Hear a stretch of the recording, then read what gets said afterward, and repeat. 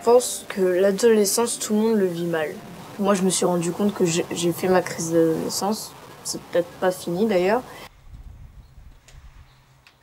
C'est notre deuxième consultation cette année. Nous avons choisi de l'orienter en particulier sur les adolescents. Il y a beaucoup de personnes qui pensent encore que l'UNICEF ne s'occupe que des bébés. Donc les enfants, dans le langage de l'UNICEF, c'est de 0 à 18 ans. Et donc inclut les adolescents. Les adolescents sont aujourd'hui en France, mais pas qu'en France, sont sortis du champ de la préoccupation.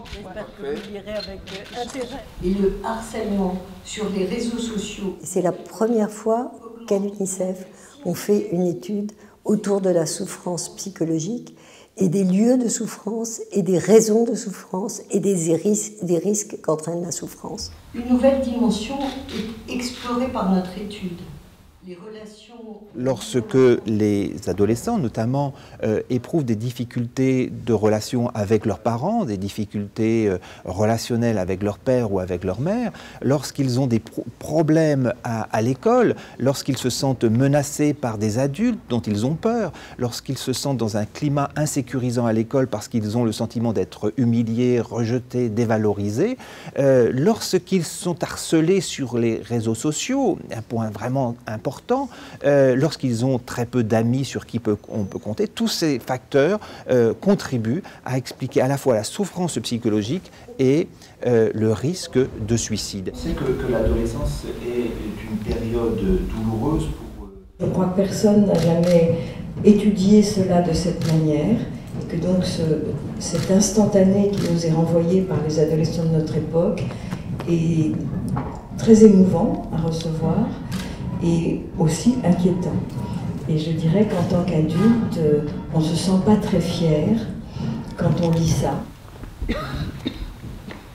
Nous avons encore beaucoup de progrès à faire en France sur la manière de faire s'exprimer la parole de l'enfant et de l'adolescent, la prise en compte de cette parole et notre capacité à comprendre qu'un enfant ou un adolescent est en situation d'exprimer pour lui-même des choix de vie importants. Ça ne veut pas dire qu'il faut céder à la parole de l'enfant, mais ça veut dire qu'il faut lui donner un espace dans lequel elle peut être prononcée et écoutée. Et nous avne encore à travailler là-dessus. On ne leur demande pas leurs avis, on les observe et on choisit ce qui est bon pour eux.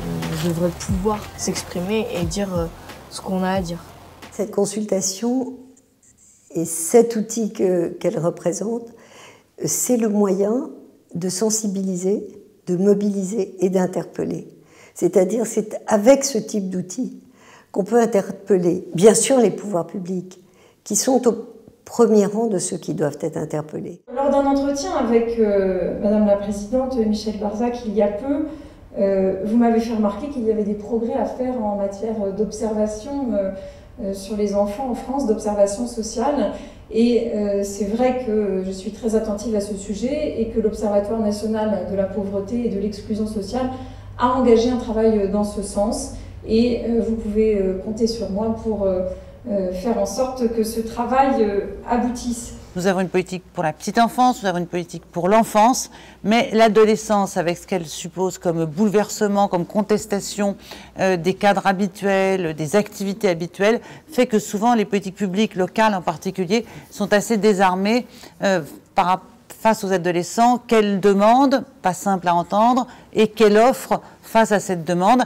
Et tout ce qui peut contribuer à nous aider à justement faire le relais entre la fin de l'enfance et le jeune adulte est extrêmement important. Sur les adolescents, qui sont d'un certain point de vue l'angle mort.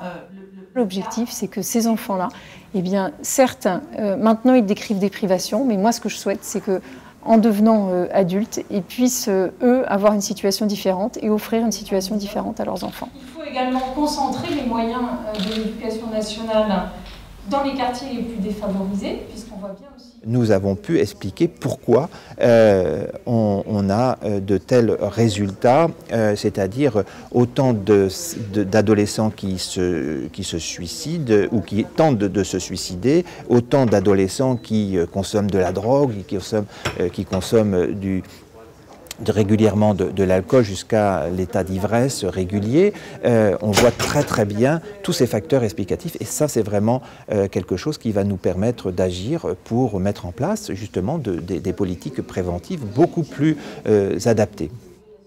Cet outil d'interpellation, c'est dire aussi au pouvoir public, mais dire aussi à la société, dire aussi aux associations, dire aussi à chacun de nous qu'il nous faut nous mobiliser pour accompagner et sortir de sa difficulté l'adolescence dans notre pays.